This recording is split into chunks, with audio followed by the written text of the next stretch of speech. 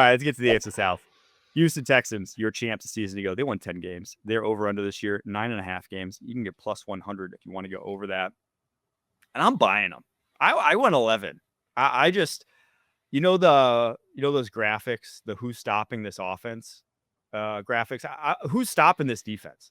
Who scored points on this defense of the Houston Texans? That's why I'm buying. I think this is just going to be one of the best defenses in the NFL. And, there's two ways to win championships, and that's one of them. And obviously having that and a franchise quarterback, that's a recipe for, in my opinion, 11 wins here.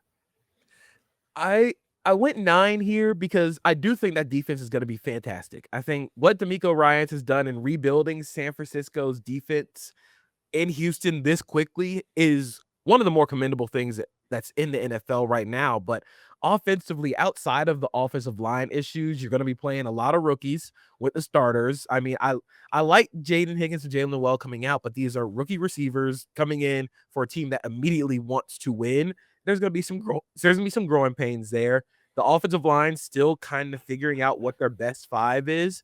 And you have a new offensive coordinator, Nick Caley, who I like, and I like the idea of what Nick Caley is going to bring, but we have to see it in action first. So this team feels like a 9-8, and that's not any disrespect to the Texans and what they've built. It's just the game that you play when you're trying to recreate the offensive line as you go along.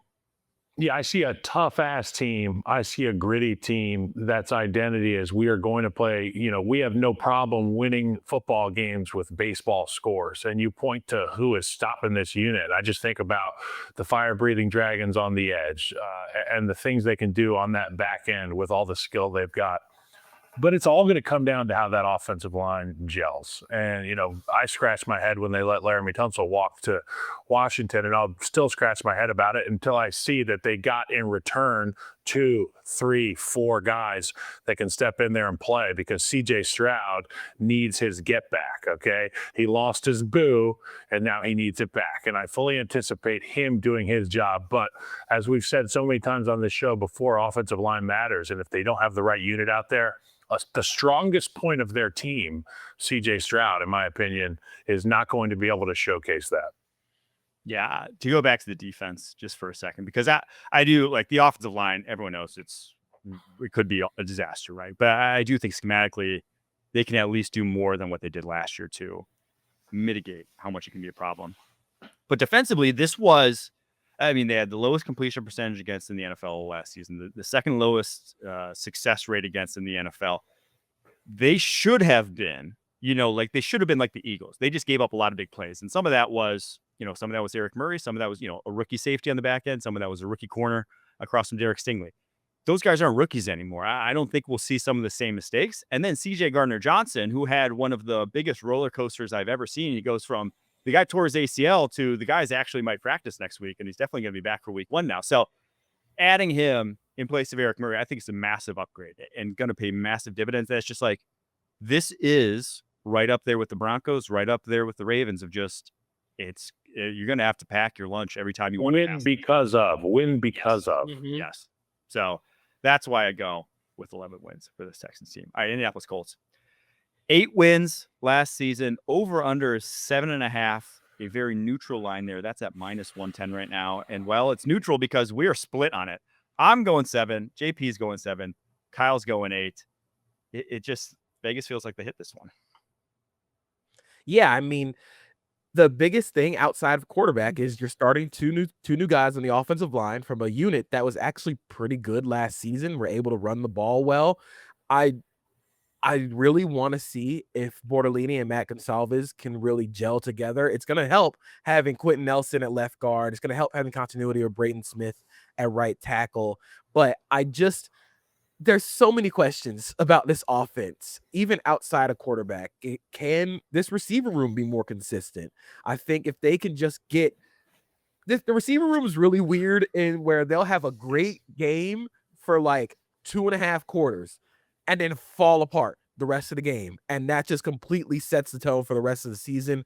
I think the defense is going to be good. I think as long as you had DeForest Buckner and Grover Stewart, who might be the most underrated defensive tackle tandem combo in the NFL, just in the way that they force offensive linemen to really come in and be physical with them. Grover Stewart's incredible at just making teams not want to run at him. I think defense is going to be good with Lou Anarumo calling their defense, but there's so many questions on this offense that I can't have them at more than 7.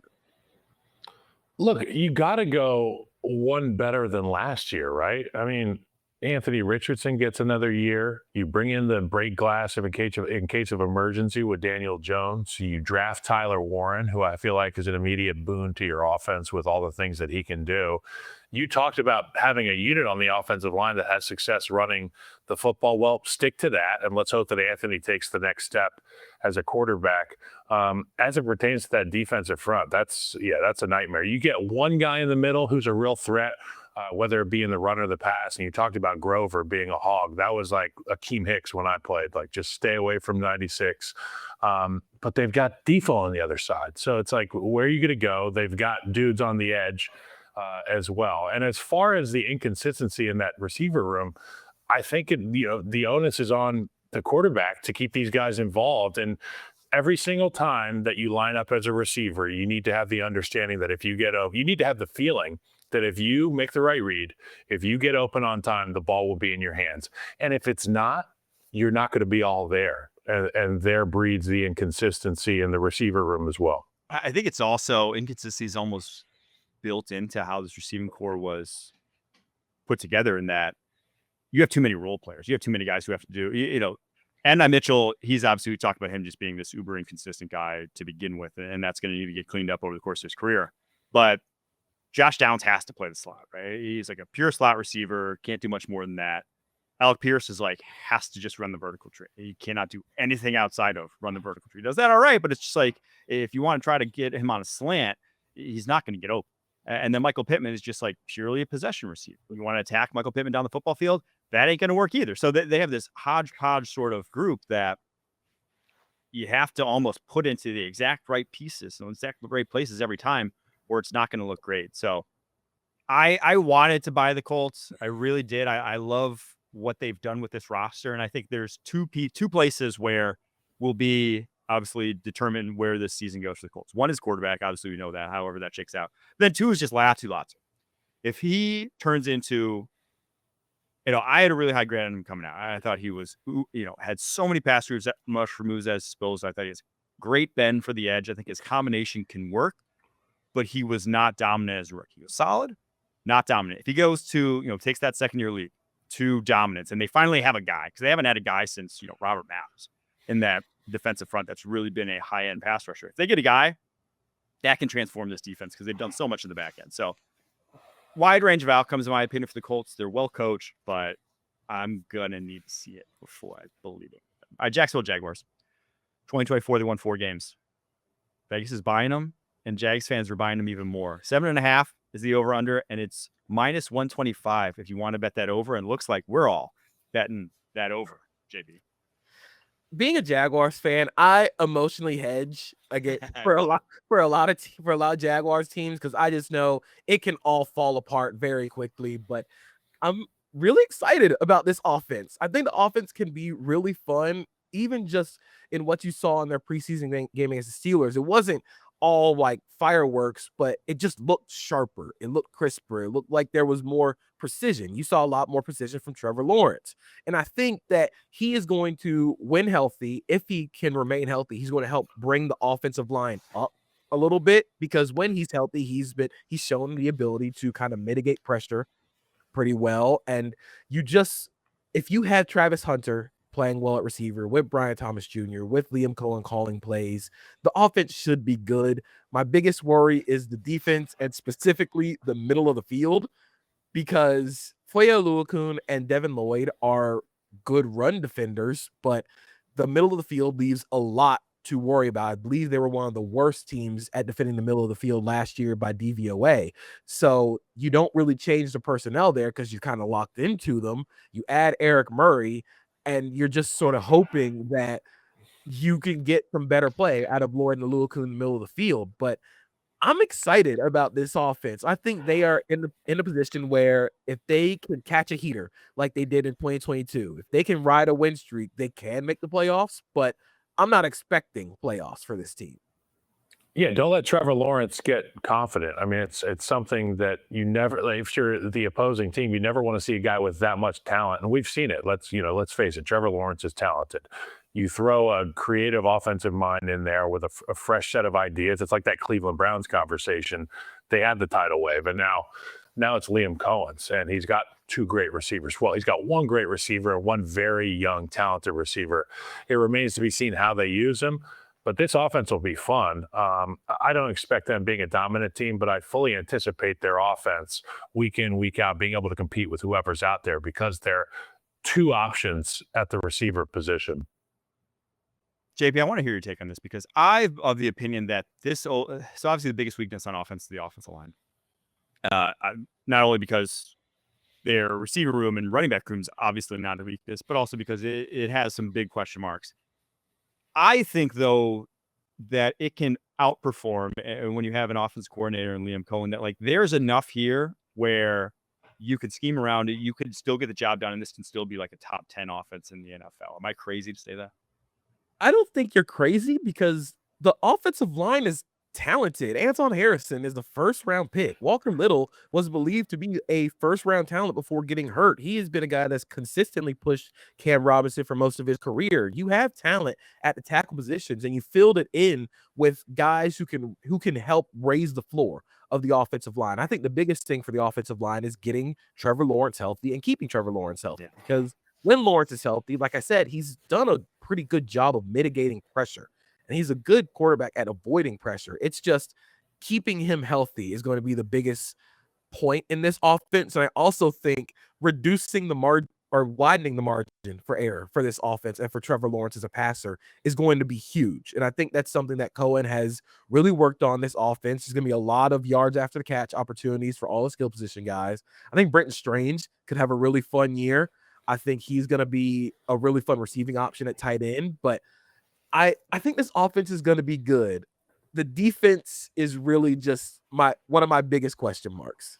Yeah, that D-line has to play better. I mean, the talent's there. It just has to play better than it did last year. But I'm going 10 wins. Kyle's going 10 wins. JP's going 8 wins. We're all staying over for the Jacksonville Jaguars. All right, last one in the AFC South here. Tennessee Titans. 3 wins a season ago. Obviously, they had the number 1 overall pick. 5.5 is Vegas's win projection. And this one has the highest juice to the over in the entire NFL right now. It's minus 150 if you want to go over. So Titans fans, Nashville faithful, are buying in to Cam Ward and company. None of us are, though. We all went under 5.5 wins, though. JP, why? The reason I went 5 is because you're getting a new quarterback, and that's going to get you up from where you were last year. But I still have a lot of questions about the offensive line gelling. I think they have a great floor raiser in Bill Callahan, and they have the talent. I just want to see it gel together a little better this year. And then, you just need more secondary receiving options outside of Calvin Ridley. You need some more help in that area. I think the defense can be I'm not going to say the Titans defense is going to be good. I think they can be sneaky competitive. I think they have everything up front to really win through the interior of that defense with Devondre Sweat and Jeffrey Simmons. I'm actually a pretty big fan of Jarvis Brownlee in the secondary. If Jarvis Nini can be healthy, then maybe you're looking at a team that is feisty. Maybe you're looking at a team that's sort of similar to the Texans and where you're just going to try and win games with baseball scores and hope your quarterback can elevate the floor and ceiling of this offense. But I think just by having Cam Ward and having a new quarterback under center, you're going to get maybe a couple more wins out of the team than you did last year. Yeah, I mean, new quarterback, first pick. This guy's immensely talented, and the belief level goes up in the building immediately. And when you see this guy work and you hear him talk, it sounds like an 8-year vet, 9-year vet. And those things are really important, and that's priceless. So often we talk about these young players not having the right mindset. They're not mature enough yet. That's not an issue with this young man. So for the Tennessee Titans, they may be fighting from the bottom up, but I fully anticipate them competing week in, week out. And to your point, their defense has teeth up front as well. See, I don't get twisted. Love Cam Ward. I super high grade on Cam Ward. I think he's going to be the guy there. I actually I'm so confident he's going to be the guy there. That's who he is. He'll be a franchise quarterback, even if, maybe doesn't end up being Patrick Mahomes. I think he will transform his franchise. but you can only put so much lipstick on a pig. It's still going to be a pig. This roster stinks. It's just not a good roster. It's not a good O-line in front of them. Injuries have already struck. I mean, they had one of the worst off seasons I can remember last year with the guys they signed. Lloyd Kishimary tears his Achilles. L'Jarius Sneed still working back from his knee and may not be healthy to start the season. So I just don't see the talent walking through that door, unfortunately. And with everyone else kind of coming up in that division and adding more to those rosters, the Titans, they didn't add a lot. They didn't add a lot from a team that was the number 1 overall seed besides Cam Ward. They kind of added a lot the year before that. They just need those guys to perform, and I just don't see it happening, fortunately. So I went 3 wins. Kyle went 5. JP went 5.